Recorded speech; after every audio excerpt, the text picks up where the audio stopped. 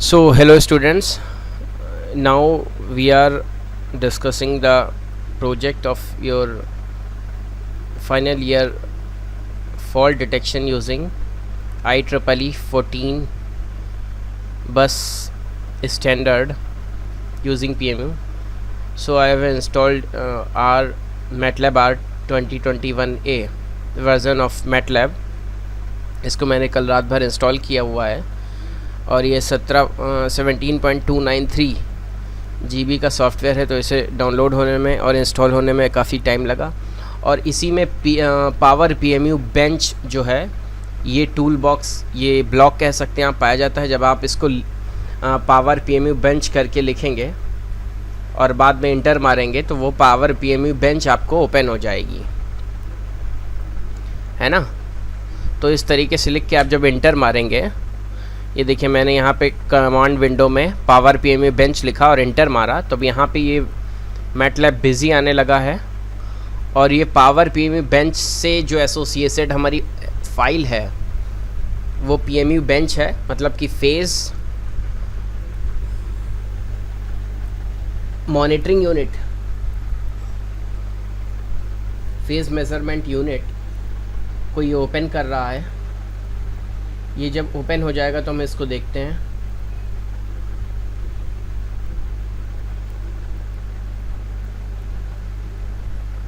बहरहाल हम अपने प्रोजेक्ट पे आते हैं। फॉल्ट डिटेक्शन IEEE 14 बस, इस नाम से हमारा ये प्रोजेक्ट का सिमुलिंक फाइल है, देख सकते हैं आप इसे। इसको हम कंट्रोल और माइनस करेंगे जब, है ना। ये तो देखिए इस विंडो में PMU बेंच खुल रही है, इसको मिनिमाइज़ कर देते हैं। यहाँ पे हम जब कंट्रोल माइनस करेंगे तो हमारा ये मिनिमाइज़ हो जाएगा पूरा प्रोजेक्ट का सिमुलिंक।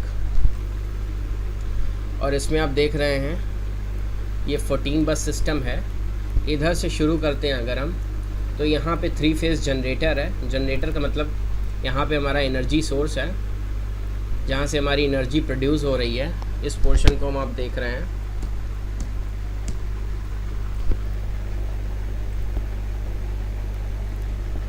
ये एनर्जी, ये जनरेटर 1 है। और किसी भी सिमुलिंक को स्टार्ट करने से पहले अगर आपका वो सिमुलिंक जो है स्पेशलाइज्ड एनर्जी सिस्टम पे बेस्ड होगा, जो कि मैटलैब का एक स्पेशलाइज्ड टूल बॉक्स है, या जिसे हम कह सकते हैं कि एक स्पेशलाइज्ड टूल्स का एक सेट है। तो इन सभी सिमुलिंक को रन करने के लिए हमें यहाँ पे डिस्क्रीट पावर GUI का एक ब्लॉक लगाना पड़ेगा। इसको हम कैसे इंटर कर सकते हैं अपने प्रोजेक्ट में, अपने सिमुलिंक फाइल में। और इस ब्लॉक के बिना आपका प्रोजेक्ट नहीं रन करेगा। तो सिंपली पे हम सिंगल क्लिक यहाँ पे करेंगे और पावर GUI लिख देंगे, पावर GUI। तो देखिए ये आ गया है, इलेक्ट्रिकल स्पेशलाइज्ड पावर सिस्टम। मतलब अगर इलेक्ट्रिकल और स्पेशलाइज्ड पावर सिस्टम आप बना रहे हैं तो पावर GUI नाम का ये ब्लॉक आपको इंसर्ट करना पड़ेगा आपके अपने सिमुलिंक प्रोजेक्ट में, ठीक है। तो जो कि हम पहले से ही इंसर्ट कर चुके हैं। अच्छा, इसकी कुछ वैल्यूज़ हम डिसाइड कर सकते हैं, कुछ पैरामीटर्स डिसाइड कर सकते हैं। ये क्या है, ब्लॉक पैरामीटर है कि ये ब्लॉक जो है किस पे रन करेगा। इसमें सेट सिमुलेशन टाइप है, मतलब आप सिमुलेशन के टाइप को सेट कर सकते हैं, सिमुलेशन पैरामीटर्स को सेट कर सकते हैं और प्रेफरेंसेस को सेट कर सकते हैं। तो यहाँ पे सिमुलेशन टाइप हम कैसा सेलेक्ट किए हैं, डिस्क्रीट, मतलब हमें डिस्क्रीट वैल्यूज़ चाहिए हैं। जो भी सिस्टम है हमें उसे उसकी डिस्क्रीट कॉन्टिन्यूस वैल्यू नहीं चाहिए, डिस्क्रीट सिस्टम चाहिए हैं, डिस्क्रीट वैल्यूज़ चाहिए ताकि हम उसका एनालिसिस कर सकें, उस पर हम DSP मेथड्स एनालॉग लगा सकें और उनको हम डिजिटली जो है प्रोसेस कर सकें। तो इसलिए हमें डिस्क्रीट वैल्यूज़ चाहिए, नहीं ना तो कॉन्टिन्यूस चाहिए, ना फेज़र में हमें चाहिए, ना डिस्क्रीट फेज़र चाहिए, हमें डिस्क्रीट चाहिए। सैम्पल टाइम हमने 50E-6 का यहाँ पे मतलब होता है सैम्पल टाइम जो है, सैम्पलिंग टाइम जो है वो 15 E की मतलब माइक्रो सेकेंड, इसे हम कह सकते हैं 50 माइक्रो सेकेंड, ठीक है। 50 माइक्रो सेकेंड हमने इसमें सैम्पल टाइम रखा है। फिर टूल्स देख लेते हैं। तो मेजरमेंट एंड स्टेट एनालाइज़र, यहाँ पे आप इन टूल्स को जो है इन्वॉल्व कर सकते हैं अगर आप अपने सिमुलिंक में चाहें, जैसे कि measurement and states analyser, power line parameters को हम इन्वॉल्व कर सकते हैं, स्पेसिफाइड डीकपलिंग लाइंस को इन्वॉल्व कर सकते हैं, लोड फ्लो एनालाइज़र, क्या कितना सिस्टम पे आपके लोड बह रहा है, इसको एनालाइज करने के लिए इसका प्रयोग कर सकते हैं इस टूल का। ठीक है, मशीन इनिशियलाइजेशन, किसी मशीन को इनिशियलाइज कर सकते हैं, इम्पेडेंस मेजरमेंट कर सकते हैं। FFT एनालिसिस, जो हमने फोरियर ट्रांसफॉर्म पढ़ा हुआ है वैसा ही हम FFT एनालिसिस अपने सिग्नल का कर सकते हैं, ताकि उसकी जो फ्रीक्वेंसी है, फ्रीक्वेंसी स्पेक्ट्रम को हम एनालिसिस कर सकें। Use linear system analyser. Hysteresis design, जो हमारा हिस्टेरिसिस का लूप होता है इस तरीके से, जो एक कमल की पत्ती के आकार का होता है, फूल की पत्ती के आकार का होता है, पहले वो ऐसे करके बढ़ता है और घटता है, तो उस हिस्टेरिसिस डिज़ाइन को हम देख सकते हैं। ठीक है, तो ये सारे लोड फ्लो पैरामीटर्स हैं, इन टूल्स को हम यूज़ कर सकते हैं। प्रेफरेंसेस में पावर GUI को समझते हैं तो disable specialized power system warnings हम डिसेबल कर सकते हैं अगर कोई वार्निंग आ रही है। जैसे कि यहाँ पे देखिए हमारे प्रोजेक्ट में व्यू 13 वार्निंग, यहाँ पे 13 वार्निंग दी गई हैं। ये वार्निंग क्या है, या तो हमारा कोई पॉइंट जो है जुड़ा नहीं है, या तो उसमें इनपुट सिग्नल नहीं गया है, या तो उस पोर्ट को हमने यूज़ नहीं किया है। तो वो यहाँ पे आपके सिमुलिंक प्रोजेक्ट में दिखा रहा है कि ये 13 वार्निंग्स दी गई हैं, इनको आप देख लीजिए, इनको सॉल्व करना चाहें तो कर लीजिए। ये वार्निंग है, आप कर भी सकते हैं, नहीं भी कर सकते, लेकिन आपका जो सिमुलिंक है वो सिमुलेट करेगा, रन करेगा और आपके स्कोप में आपके वेव्स को कंपैरिजन करके दिखाएगा। ठीक है, तो आप इसको यहाँ पे डिसेबल कर सकते हैं। मतलब ये जो पावर GUI है, इस पावर GUI से का मतलब क्या है, पावर ग्राफिकल यूज़र इंटरफेस। आप अपने सिमुलिंक के सेट ऑफ पैरामीटर्स को यहाँ पे सेट कर सकते हैं कि आपका ये सिमुलिंक कैसे रन करेगा। Use TLC file when in accelerator simulation mode, किसी TLC फाइल को यूज़ कर सकते हैं जब आप एक्सेलरेटर सिमुलेशन मोड में हो। ठीक है, तो बहुत सारे चीज़ों का प्रेफरेंसेस है, अभी आपको इनको नहीं यहाँ पे यूज़ करना है तो आप सिंबल इसे ओके कर दीजिए। ठीक है, लेकिन इसको लगाना यहाँ पे ज़रूरी है पावर GUI, जब आप स्पेशलाइज्ड इलेक्ट्रिकल सिस्टम के प्रोजेक्ट को लेते हैं, जैसे कि हमारा है ये स्पेशल फॉल्ट डिटेक्शन इन ग्रिड। अब यहाँ पे इस ब्लॉक को समझ लेते हैं। ये जनरेटर 1 है, ये RLC जनरेटर टाइप का है। यहाँ पे रेजिस्टेंस है, ये इंडक्टेंस है, और ये हमारा एक साइन वेव जनरेटर आप कह सकते हैं। तो ये 3 फेज़ सोर्स है। 3 फेज़ सोर्स मतलब इसमें 3 फेज़ रहेंगे, A, B और C, है ना।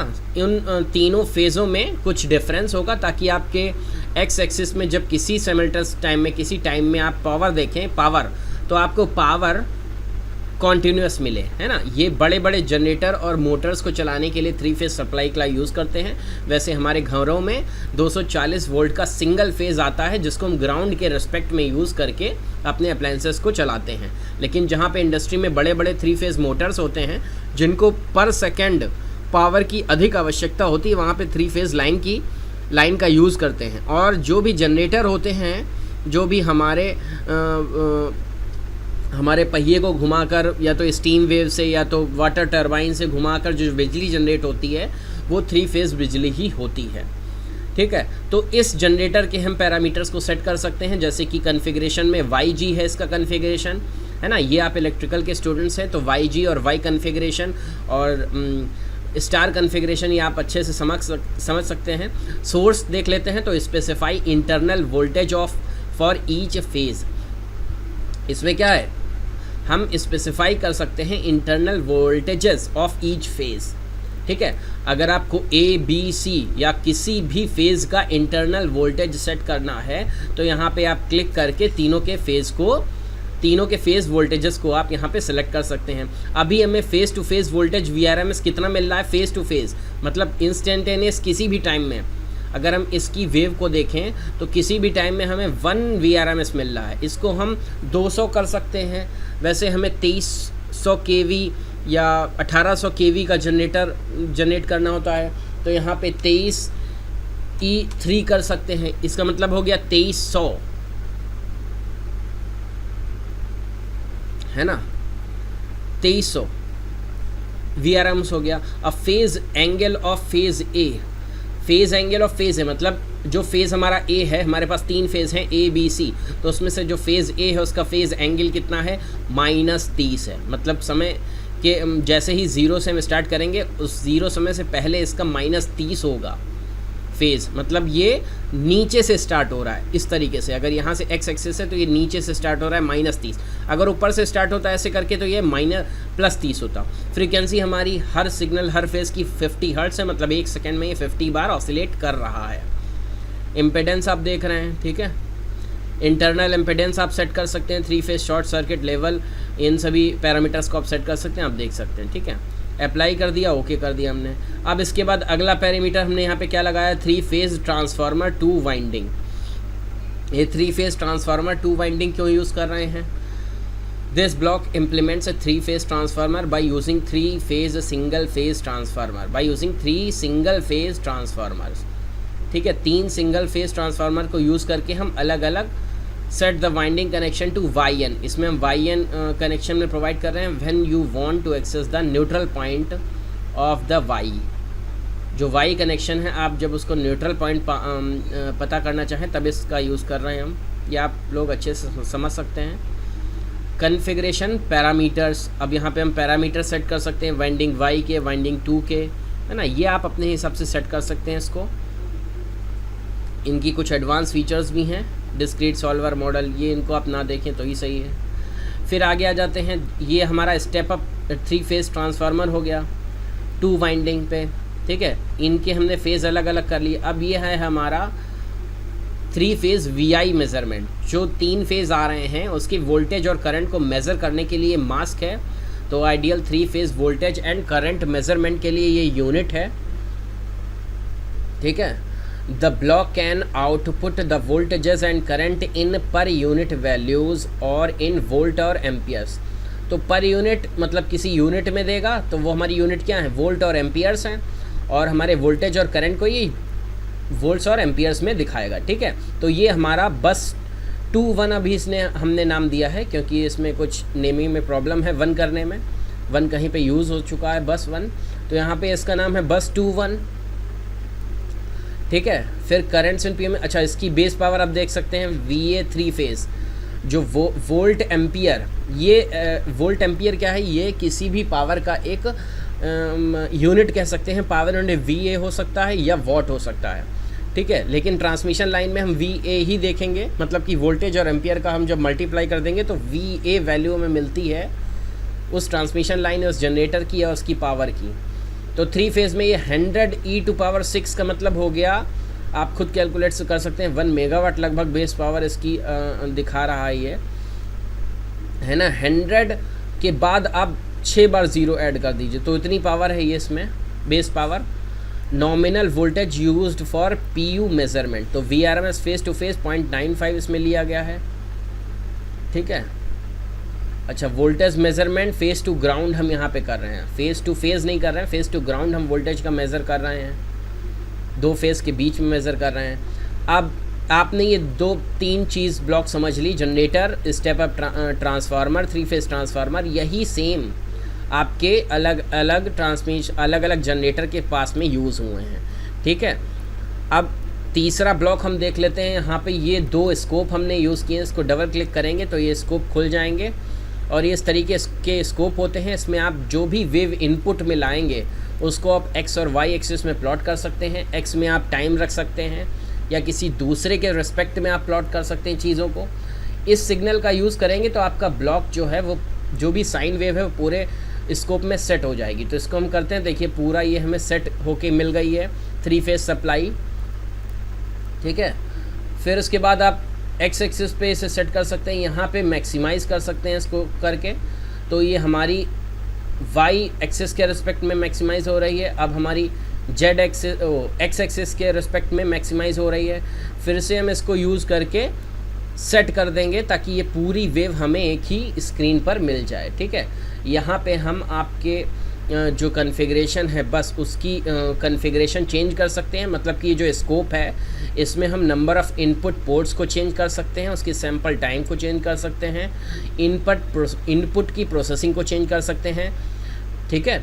इन सभी मेन जो चीज़ें हैं इस स्कोप की, इनको चेंज कर सकते हैं। मतलब हमें इस स्कोप में कितने सिग्नल इनपुट हमें एक साथ देखने हैं, उस तरीके से हम 1 2 3 4 करके इसको आपस में कंपेयर करवा सकते हैं, जो कि हमने आगे इसी प्रोजेक्ट में किया हुआ है, टाइम में देख लें तो टाइम स्पैन अभी यहाँ पे 0, तो देखिए यहाँ पे हमें पूरा वेव कहाँ तक मिल रही है, 0.12 सेकेंड तक मिल रही हैं। इसको आप बढ़ा घटा सकते हैं। आप अगर 5 सेकेंड करेंगे तो आपको 5 सेकेंड के रिस्पेक्ट में टाइम लाइन और ये वेव्स 3 फेज़ मिलेंगी, ठीक है। Time span, over run action, wrap है। सभी चीज़ें आपको अगर ना समझ में आए तो उसमें कोई बड़ी बात नहीं है, मुझे भी अभी तक पूरी चीज़ें नहीं समझ में आई हैं, ठीक है। लेकिन कुछ चीज़ों को जिनको आपको ज़रूरत है वो आपको समझना ज़रूरी है, क्योंकि मैटलैब जो है वो अथाह सागर है। इसमें बहुत सारी चीज़ें हैं, जो भी पीएचडी कर रहे हैं और जो कर चुके हैं उन्हें भी सभी चीज़ें नहीं आती हैं, है ना। टाइम यूनिट्स को आप देख सकते हैं, यहाँ पे आप सेकंड्स में रख सकते हैं, मीट्रिक में रख सकते हैं बेस्ड ऑन टाइम स्पैन, ठीक है। फिर डिस्प्ले में आप टाइटल दे सकते हैं, जैसे कि अभी एक्टिव डिस्प्ले हमारा 1 है तो इसका सिग्नल लेवल को हम कर सकते हैं 3 फेज़, ऐसे लिख सकते हैं 3 फेज़ बस 1 वोल्टेज, ठीक है। और शो ग्रिड कर देंगे। शो ग्रिड मतलब ये जो आपको ग्रिड दिखाई पड़ रही है ये शो ग्रिड पे टिक है, तब ये ग्रिड आपको दिखाई पड़ रही है, ठीक है। Plot signal as magnitude and phase है, इसको अप्लाई कर देंगे तो आप देखेंगे कि आपको यहाँ पे दिखाई पड़ेगा, ये देखिए 3 फेज़ बस 1 वोल्टेज, तो ये आपको दिखाई पड़ रहा है। अभी हमने 5 सेकेंड के लिए यहाँ टाइम स्पैन रखा था, लेकिन हमें सिग्नल जो मिल रहा है ऊपर से उसको वो केवल हमें 0.12 सेकेंड तक के लिए मिल रहा है। तो फिर से हम इसको यूज़ करेंगे, एक्सपेंड करेंगे, ठीक है, इस तरीके से। तो आप इसका स्क्रीनशॉट ले सकते हैं। तो इस स्कोप को हम बंद करते हैं। अब अगला देखते हैं। तो ये हमने स्कोप देखा, इसमें यहाँ पे अभी हमारा वोल्टेज मेज़र हो रहा था, ठीक है, ये वोल्टेज मेज़र हो रहा था। अब हम करंट का स्कोप देख लेते हैं। इसी जनरेटर का करंट, अब इसमें करंट में कोई देखिए डिफ्लेक्शन नहीं आ रहा है, करंट एक ही उस पर 0 चल रहा है, क्योंकि यहाँ पे अभी शायद लोड कुछ इनपुट नहीं हुआ, या तो हमें सिमुलेट करके देख लेते हैं। अच्छा, आप स्कोप से भी अपने प्रोजेक्ट को सिमुलेट कर सकते हैं, रन कर सकते हैं।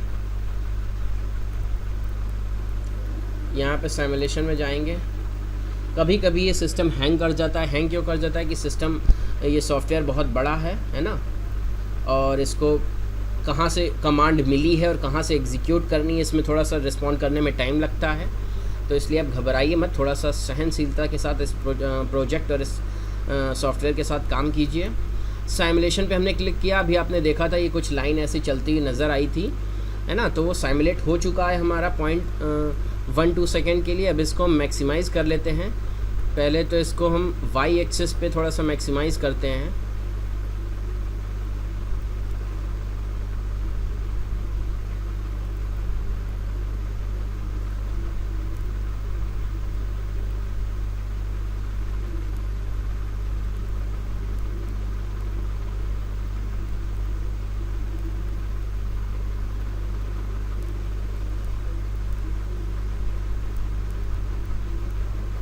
तो इस तरीके से आप देख सकते हैं ये करंट आपकी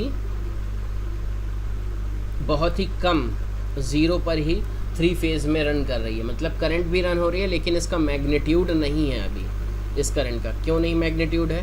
क्योंकि हमारे इनपुट सोर्स में ही इस करंट का मैग्नीट्यूड नहीं होगा, है ना। तो आप इसका स्क्रीनशॉट ले सकते हैं। ये बस 15 की आपका स्कोप है। अब यहाँ पे इस पर बस 15 नाम दिया है, लेकिन हम बस 1 का यूज़ करें तो आप नेमिंग कर सकते हैं इस प्रोजेक्ट की। यहाँ पे इसको बस 15 ही नाम दिया है, बस 1 इसका नाम दिया हुआ है, देख रहे हैं आप। ये बस 15 ही नाम करके दिया है। यहाँ से आप इसका नाम चेंज कर सकते हैं, ठीक है। इस तरीके से हमने जनरेटर देख लिया है, और यहाँ पे स्टेप अप 3 फेज़ ट्रांसफार्मर देख लिया है। यहाँ पे हमने 3 फेज़ VI मेज़रमेंट का ब्लॉक देख लिया है, ठीक है। अब हम देखते हैं हमारा ये जनरेटर सेम है, ये आपका ट्रांसफार्मर सेम है, ये बस स्कोप सेम है, और यहाँ पे हमारा 3 फेज़ RLC लोड लगा हुआ है। यहाँ पे लोड नहीं लगा था, यहाँ पे ट्रांसफार्मर केवल लगा हुआ था, लेकिन इस जनरेटर के बाद एग्जैक्ट एक लोड लगा हुआ है। ये 3 फेज़ सीरीज़ RLC लोड है। तो इसकी पैरामीटर्स देख लेते हैं। 3 फेज़ सीरीज़ RLC लोड, ये मास्किंग की गई है इसकी, ठीक है। मास्क मतलब कि इसके अंतर्गत और भी, अगर आप इसको खोलेंगे, एक्सप्लोर करेंगे, तो इसके अंतर्गत एक सिमलिंक का मॉडल मिलेगा, और वो RLC उसमें कनेक्ट हुआ आपको दिखाई पड़ेगा। तो ये एक मास्क तरीके का है 3 फेज़ सीरीज़ RLC लोड जिसे हम कह रहे हैं। इसके आप पैरामीटर डिसाइड कर सकते हैं कॉन्फ़िगरेशन में। फ़ेज़ टू फेज़ VN, देखिए यहाँ पे VRMS 1 दिया हुआ है ना। इसको आप सेट कर सकते हैं अपने प्रोजेक्ट के अनुसार जो आप लिखें। फ़ेज़ टू फेज़ वोल्टेज इस RLC लोड का कितना रहेगा, फ्रीक्वेंसी आपकी 50 हर्ट्ज़ ही है। एक्टिव पावर आपको कितनी चाहिए, देखिए यहाँ पे 0.217 पावर है, और पावर जो है वो आपके P = VI होती है, मतलब कि आपकी करंट यहाँ पे 0 दिखा रहा है। बात समझ रहे हैं? तो जिस हिसाब से आप पावर डिसाइड करेंगे उस हिसाब से करंट बढ़ेगी। ठीक है, यहाँ पे inductive reactive power QL positive, VAR जो है 0.127 है, इसको आप अपने अकॉर्डिंगली सेट कर सकते हैं। ठीक है, ये आपका RLC लोड हो गया है, 3 फेज़ सीरीज़ RLC लोड 11 है ये। उसके बाद यहाँ पे स्कोप में ये जो आपकी VI मेज़रमेंट ब्लॉक है इस जनरेटर के लिए, तो इस लाइन के लिए, इस सोर्स के लिए हमने यहाँ पे मेज़र किया हुआ है। ठीक है, फिर उसके बाद ये एक सिंक्रोनस कंपनसेटर है। ये सिंक्रोनस कंपनसेटर का मतलब क्या मतलब होता है, जैसे कि अगर लोड किसी अगर मान लीजिए यहाँ पे ये तो जनरेटर आपका लोड जो पावर है जनरेट करते रहेंगे, लेकिन अगर मान लीजिए कि लाइन कहीं पर से लोड स्विच ऑफ हो गया, पूरी ग्रिड ऑफ कर दी गई, तो वो जो लाइन है, वो जो सोर्स एनर्जी जनरेट हो रही है वो कंपनसेटर में दे दी जाएगी, और कंपनसेटर को घुमाकर उसमें एनर्जी स्टोर की जाएगी। तो ये शॉक वाइब्रेशन को कम करने के लिए इसका यूज़ किया जाएगा। तो ये सिंक्रोनस कंपनसेटर है। ठीक है, इसके पैरामीटर्स आप देख सकते हैं, इसको हमने सेट किया है, जो कि एक मेजर ग्रिड लाइन में सिंक्रोनस कंपनसेटर होता ही है। यहाँ पे भी 3 फेज़ ट्रांसफार्मर है, इसका बस है, और यहाँ पे क्या लगा हुआ है, ये है हमारा 3 फेज़ सीरीज़ RLC लोड। यहीं पे ही सिंक्रोनस कंपनसेटर में आपका 3 फेज़ RLC लोड है। ठीक है, तो इन सभी ब्लॉक्स को हमने देख लिया है। ये बस 4 ये दरअसल स्कोप है, ये जहाँ भी आप देख रहे हैं ये चीज़ें, ये स्कोप है, मतलब कि हम वोल्टेज को यहाँ पे स्कोप में प्लॉट करके देख रहे हैं कि क्या डिफरेंस आ रहा है। यहाँ पर भी आपका 3 फेज़ RLC लोड है, ये भी आपका 3 फेज़ RLC सीरीज़ लोड है, ये सिंक्रोनस कंपनसेटर है। तो इस तरीके से आप देख रहे हैं। अच्छा, अब हमने क्या किया है, फिर यहाँ पे ये जो भी लोड हैं और जो भी जनरेटर्स हैं और सिंक्रोनस कंपनसेटर हैं, ये सभी एक साइड में हैं। इनको हमने मेन ग्रिड लाइन से, जो हमारा नेटवर्क है ट्रांसमिशन लाइन का, उसमें हमने सबको कनेक्ट कर दिया है।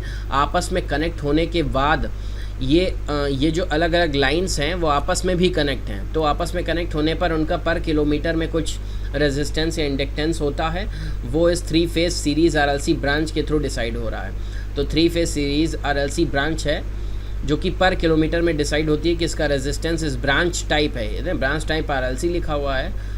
तो ये अगर ट्रांसमिशन लाइन है, मान लीजिए ये यहाँ से ग्रिड से और यहाँ से कनेक्ट है, मान लीजिए ये हरदोई में है और ये लखीमपुर में है, तो हरदोई से लखीमपुर के बीच में जो ये ग्रिड कनेक्ट है, इसका कुछ सीरीज़ और रेजिस्टेंस और इंडक्टेंस होगा, तो ये पैरामीटर वो डिसाइड करता है। ठीक है, फिर मान लीजिए लखीमपुर से बांदा के लिए कोई लाइन गई है या लखनऊ के लिए कोई लाइन गई, तो उसका ये लोड है। फिर लखनऊ से मान लीजिए ये गोरखपुर के लिए लाइन कनेक्ट है, तो उसका ये लोड है ना। तो ये आपस में कनेक्टेड लोड है। और ये जनरेटर कहाँ पे लगे हुए, मान लीजिए जनरेटर झांसी में लगा हुआ है, ये नरौरा के प्लांट में लगा हुआ है ना। ये यहाँ पे जो जनरेटर है आपका वो क्या कहते हैं, वो कौन सा है आपका बांध, उस बांध में डैम में लगा हुआ है, डैम प्रोजेक्ट में लगा हुआ है। और ये आपकी ट्रांसमिशन लाइन है। ये अलग अलग ज़िलों के बीच में कनेक्शन है और इनके बीच में ट्रांसमिशन लाइन की प्रॉपर्टीज़ हैं, ये आप देख रहे हैं। ठीक है, इस तरीके से इधर साइड में अगर हम आ जाते हैं तो यहाँ पे क्या है, ये एक सिंक्रोनस कंपनसेटर लगा हुआ है। मान लीजिए बीच में ग्रिड कनेक्ट हो गई, लोड ऑफ हो गया, लोड नहीं चल रहा है, तो जो भी एनर्जी जनरेट होगी वो इस कंपनसेटर के थ्रू कंपनसेट की जाएगी। उसके बाद यहाँ पे RLC लोड लगा हुआ है, यहाँ पे RLC लोड है, ये भी लोड है। ये इस प्रोजेक्ट में हमने कितने जनरेटर यूज़ किए हैं, 2 जनरेटर हैं और लोड आप कैलकुलेट कर सकते हैं, 1 2 3 4 5 6 लगभग 10 से 12 लोड हैं और 2 कंपनसेटर, 3 से 4 कंपनसेटर हैं जो कंपनसेट कर रहे हैं बिजली को अगर सभी जगह लोड ऑफ हो जाए। ठीक है, अब मेन प्रोजेक्ट का हमारा लाइन आता है, ये तो हमारा हो गया IEEE 14 बस का स्टैंडर्ड, जो कि एक ट्रांसमिशन लाइन के लिए स्टैंडर्ड है। अगला चीज़ हमारा मेन हो गया कि हम फॉल्ट जनरेट कैसे कर रहे हैं, जिसको हमें डिटेक्ट करना है पीएमयू बेंच पीएमयू ब्लॉक के द्वारा। तो ये हमारा फॉल्ट जनरेटर है, इसको हमने इस एक बस लाइन पर लगाया है, बस 7 पर लगाया है, जो कि पूरे कनेक्टेड ग्रिड के बीच में एक हमारा फॉल्ट जनरेट कर रहा है। मतलब जो भी हमारी ट्रांसमिशन लाइन है, जो भी हमारी ग्रिड आपस में कनेक्टेड है मैश नेटवर्क या स्टार नेटवर्क में, जिस भी टोपोलॉजी में नेटवर्क ट्रांसमिशन लाइन कनेक्टेड हैं, उसमें बीच में हमने ये फॉल्ट जनरेटर लगाया है, जो कि 3 फेज़ फॉल्ट को अकर कर रहा है, बना रहा है। ठीक है, तो इसमें इनिशियल स्टेटस 0 रहेगा। और हमने फॉल्ट किसके बीच में डाली है, फॉल्ट में फेज़ बी में हमने अनसेलेक्ट किया, मतलब फॉल्ट फेज़ बी में हमने डाली है। और भी इसमें हम इसकी प्रॉपर्टीज़ जो हैं सेलेक्ट कर सकते हैं, इसका स्विचिंग, इस फॉल्ट का स्विचिंग भी हम सेलेक्ट कर सकते हैं। ठीक है, इसको हमने ओके कर दिया, तो इस बस में हमने फॉल्ट डाली है। अब हमारा प्रोजेक्ट का अगला स्टेप आता है कि हमने इसको हम मॉनिटर कैसे कर रहे हैं। तो मॉनिटर कैसे कर रहे हैं, इसको हम अगले पार्ट में देखते हैं। अब अगले पार्ट में आ जाते हैं, जिसमें हमने ये 14 ट्रांसमिशन लाइन जो है, इसमें फॉल्ट जो हमने अकर की है बस 7 में अकर की है। मतलब यहाँ पे फॉल्ट अकर हो रही है, मतलब कि ये जो 3 फेज़ सिग्नल यहाँ पे आएगा, इसमें कुछ डिफरेंस मिलेगा।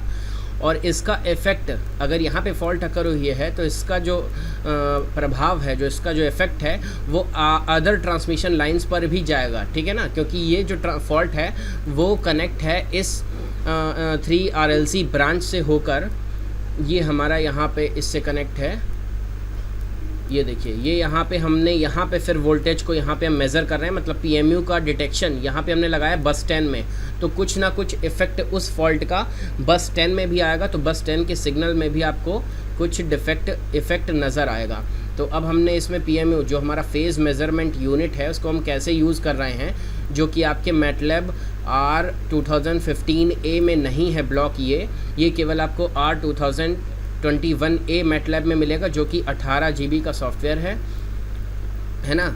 तो इसमें हमने क्या किया है, अच्छा ये फेज़ मेज़रमेंट जो ब्लॉक है, इसका हम स्टडी कर लेते हैं। तो इसको हम कंट्रोल+ करेंगे तो ये मैक्सिमाइज़ हो जाएगा, ये सिमुलिंक का मॉडल।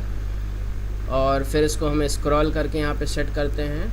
तो ये है phase measurement unit PLL based positive sequence. तो ये क्या करता है, हमारे फेज़ को मेज़र करता है, जो कि हमारा 3 फेज़ सिग्नल आएगा, उसके फेज़ को ये मेज़र करेगा और कौन कौन सी वैल्यूज़ को निकालेगा। तो यू जो हम देख रहे हैं, ये मैग्नीट्यूड है कि जो भी हमारा सिग्नल मिल रहा है ट्रांसमिशन लाइन में 3 फेज़ का, उसका मैग्नीट्यूड कितना है।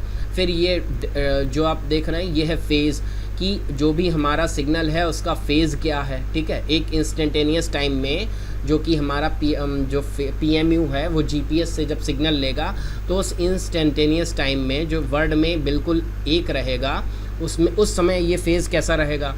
ठीक है, ये भी हम मेज़र करके यहाँ पे प्लॉट करेंगे इस स्कोप में।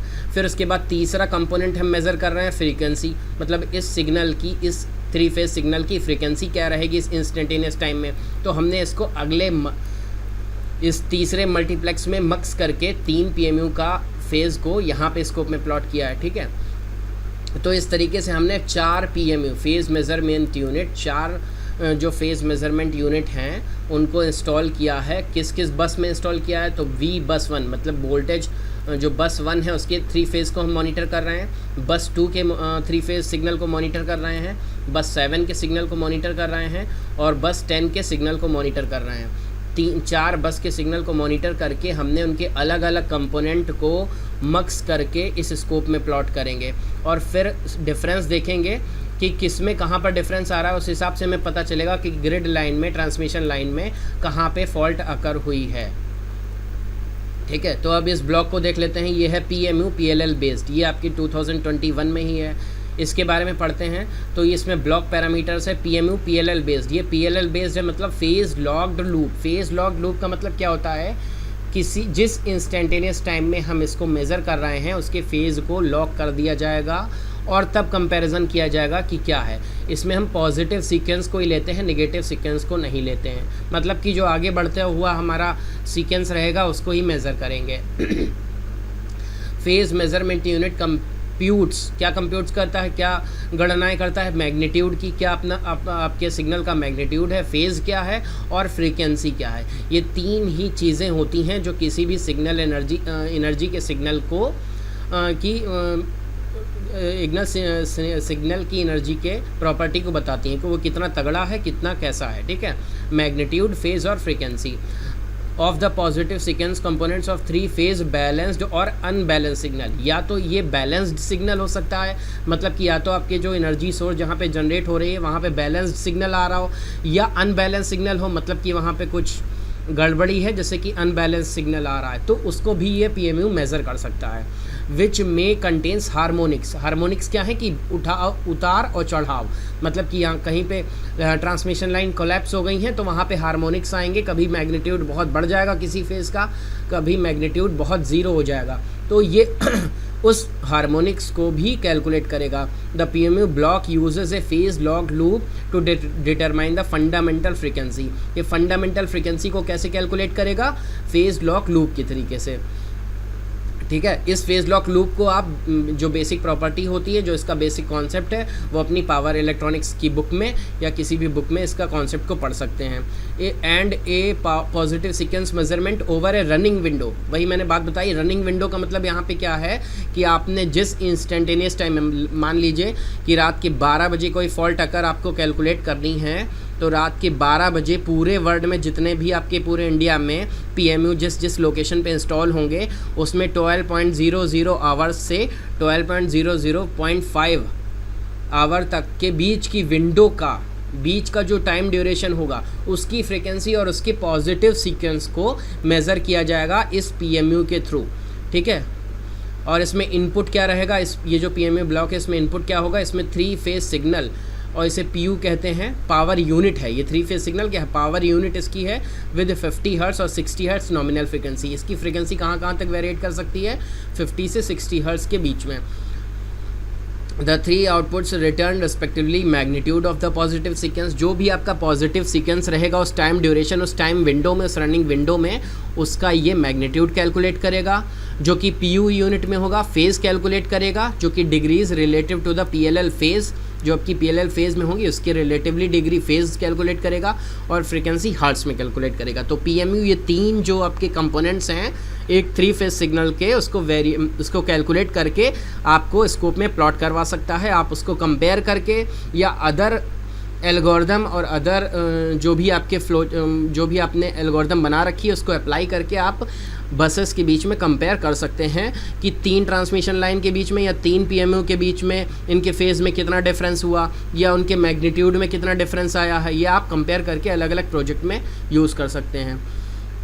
अगला पॉइंट है the PMU PLL based positive sequence block is inspired by the IEEE standard C37.118। मतलब ये जो स्टैंडर्ड है IEEE क्या है, इंटरनेशनल इलेक्ट्रॉनिक्स और इलेक्ट्रिकल इंजीनियर्स, ये एक ग्रुप है जो कि कई सारे स्टैंडर्ड को डिसाइड करता है। तो ये ब्लॉक जो है इनके द्वारा ही इंस्पायर है, इनके द्वारा ही बनाया गया है। इसकी प्रॉपर्टीज़, इसके पैरामीटर्स ये इस ग्रुप के द्वारा जो हैं, इस ग्रुप को आप नेट पे सर्च करेंगे तो इस ग्रुप की पूरी डिटेल आपको मिल जाएगी। फिर उसके बाद पैरामीटर देख लेते हैं इस ब्लॉक का। नॉमिनल फ्रीक्वेंसी इसमें 60 हर्ट्ज है। सैम्पलिंग रेट, मतलब जो भी हम सिग्नल को कैलकुलेट कर रहे हैं उसका सैम्पलिंग रेट कितना है, तो वो उसका नाइक्विस्ट रेट क्या है, पॉइंट पर साइकिल, मतलब एक साइकिल में हमें कितने पॉइंट कैलकुलेट करने हैं, तो 64 पॉइंट हम कैलकुलेट करेंगे, है ना। जबकि स्टैंडर्ड जो कि, और अगर हमें एफिशिएंसी बढ़ानी है तो अभी लेटेस्ट में PMU मेज़र कर सकता है 150 पॉइंट्स पर साइकिल, मतलब एक साइकिल में 1 सेकंड में वो 150 गणनाएँ स्टोर करके कंपैरिजन करेगा। ठीक है, जो कि आपके स्काडा सिस्टम में पॉसिबल नहीं था। रिपोर्टिंग रेट फैक्टर्स का 0.5 है। तो इस तरीके से हमने PMU ब्लॉक का डिटेल्ड एनालिसिस कर ली है, और इसके चीज़ों को आप राइट करके अपने प्रोजेक्ट में इंक्लूड कर सकते हैं। ठीक है, जो कि आपका मेन कंपोनेंट ये PMU ब्लॉक ही रहेगा। ठीक है, तो इस तरीके से हमने ये 4 PMU यूज़ किए हैं जो कि PLL बेस्ड हैं। अब इनके अलग अलग सिग्नल कंपैरिजन को, सिग्नल को लेके, मतलब बस 1, बस 2, बस 7, बस और 10, मतलब इन 4 बसों का हमने मैग्नीट्यूड को एक मल्टीप्लेक्स में लिया। ये क्या है, ये हमारा मक्स है। मक्स क्या है, और इसमें मक्स को हमने इंटर करके इसमें इनपुट नंबर ऑफ़ इनपुट्स को क्या डिसाइड कर दिया है 4। तो हम इसमें 4 इनपुट ले सकते हैं इस मक्स में। मक्स का मतलब होता है मल्टीप्लेक्सर। मल्टीप्लेक्सर का मतलब है 4 सिग्नल को मक्स कर देंगे, एक ही साथ जोड़ देंगे। ठीक है, तो हमने इन चारों बसों के मैग्नीट्यूड को मक्स करके इस स्कोप में प्लॉट किया है। तो यहाँ पे आप जो दूसरा सिग्नल देख रहे होंगे इस स्कोप में, वो इन चारों के मैग्नीट्यूड का आपस में मर्जिंग होगी। फिर दूसरे स्कोप में आप देखेंगे चारों के फेज़ का मर्जिंग होगी, और तीसरे में आप देखेंगे चारों के फ्रीक्वेंसी का मर्जिंग होगी, मक्सिंग होगी। ठीक है, तो इस तरीके से आप इन चीज़ों को देख सकते हैं। और इस स्कोप में हम क्या प्लॉट कर रहे हैं, इसमें हम जो 3 फेज़ सिग्नल V बस 1, मतलब बस 1 में जो 3 फेज़ सिग्नल है, बस 2 में, बस 7 में और बस 8 में, बस 10 में जो 3 फेज़ सिग्नल हैं उनको अलग अलग प्लॉट करके देखेंगे, जिससे कि हमें पता चल जाए कि जब हमने फॉल्ट अगर की तो किस बस में वो फॉल्ट दिखाई पड़ रही है, उसका इफ़ेक्ट किन किन बसों में जा रहा है। ठीक है, अब आप यहाँ अगर हमने पूरा टोटल 14 बसेस यूज़ की हैं तो आप 14 बसेस को प्लॉट कर सकते हैं इसमें, और आपको पता चल जाएगा कि एक फ़ॉल्ट हमने बस 1 में अगर की थी, लेकिन उसका इफ़ेक्ट जो है 4 अदर बसेस में भी गया है। ठीक है, तो आप उस रिले को ऑन या ऑफ़ कर सकते हैं। तो इसको हम जब डबल क्लिक करेंगे तो ये स्कोप की वैल्यू खुल जाएगी। आप इसको स्क्रीनशॉट ले सकते हैं। तो ये देखिए, ये यहाँ पे फॉल्ट अकर दिखाई नहीं पड़ रही है। 3 फेज़ सिग्नल बिल्कुल सही है, बस 2 का भी बिल्कुल सही है, और बस 7 में हमने फॉल्ट अकर की थी फॉल्ट क्रिएटर के द्वारा, जो कि हमने बी फेज़ में फॉल्ट अकर की थी। तो ये देखिए बी फेज़ जो है बिल्कुल गायब हो गया है, और इसका फॉल्ट जो है इफ़ेक्ट ये आपके बस 10 में भी दिखाई पड़ रहा है। तो बस 10 में भी जो बी फेज़ है उसका मैग्नीट्यूड डाउन हो गया है। तो इसका आप स्क्रीनशॉट लीजिए और इसको अपने प्रोजेक्ट में आप ओवरराइट कर सकते हैं, लिख सकते हैं। ठीक है, अब ऊपर वाले स्कोप की वैल्यूज़ देख लेंगे। तो इसमें देख रहे हैं हमने, ये हमारा 3 फेज़ सिग्नल है। अब इसमें हम मैग्नीट्यूड को कंपेयर कर रहे हैं। जो हमारा मैग्नीट्यूड है 4 बसेस का, है ना, जहाँ जहाँ पे हमने 4 PMU लगाए हैं, तो देखिए हमने जहाँ पे फॉल्ट अकर की थी उसका मैग्नीट्यूड जो है वो लगभग 2000 किलो वोल्ट है ना। इसका आप इन दोनों का डिफरेंस आप देख लें तो 4000 किलो वोल्ट का जो मैग्नीट्यूड है वो ड्रॉप हो गया है इन 2 बसेस में। ठीक है, एक तो हमारी फ़ेज़ जिसमें फॉल्ट अकर की है, और दूसरा फेज़ वो है जो बस 10 से इन्वॉल्व है। तो इन दोनों बसेस पे हमारा मैग्नीट्यूड ड्रॉप हुआ है। तो आप जान सकते हैं कि इन बसेस के पास ही हमारा फॉल्ट अकरेंस हुआ है। तो इस तरीके से प्रूव होता है कि हमने फॉल्ट को लोकलाइज कर लिया है, फॉल्ट को डिटेक्ट कर लिया है। ठीक है, अब जो स्टैंडर्ड हमारा फेज़ था वो था येलो और ऑरेंज से, लेकिन जब फॉल्ट अकर हुई है तो इसका फेज़ जो है पीछे छूट गया है, मतलब लैग कर गया है। ठीक है, तो ये जो 2 फेजेस हैं वो लैग कर गए हैं। तो आप देख सकते हैं कि इसमें फ़ेज़ में डिफरेंस आ गया है। अगर सेम फेज़ रहते, सेम एक ही जगह रहते, तो इसका मतलब है कि फॉल्ट अकर नहीं हुई है। इन्हीं सभी चीज़ों का हम रिकॉर्ड करके AI, आर्टिफिशियल इंटेलिजेंस और मशीन लर्निंग के थ्रू अलग अलग सिनारियो को अलग अलग सिनारियो में प्लॉट करके कम से कम 1000 से 1500 केसेस को मशीन लर्निंग के थ्रू मशीन को, जो कि मैटलैब में ही रहती है, उसको लर्न करवा के हम क्लासिफिकेशन कर सकते हैं। ये अगले लेवल का आपका प्रोजेक्ट हो सकता है, जो कि MTech और PhD लेवल का है। ये अभी BTech लेवल के लिए आपका इतना सफिशिएंट है। तो अभी हमारा यहाँ पे फॉल्ट लोकलाइज हो गई है, इसको हम माइनस करेंगे, है ना। तो ये आपका IEEE 14 बस का ट्रांसमिशन स्टैंडर्ड है, जिसमें हमने 4 PMU को यूज़ किया है, 4 बसेस में लगाया है। और इन बसेस को आप चेंज कर सकते हैं, इनके पैरामीटर्स चेंज कर सकते हैं, और इनका जो स्कोप है उनमें X और Y में आप प्लॉट कर सकते हैं। और अगर आप प्लॉट ना कर पाएँ तो उसको MS Paint में खोल के ऊपर से ही टाइप कर दीजिए। ठीक है, थैंक यू।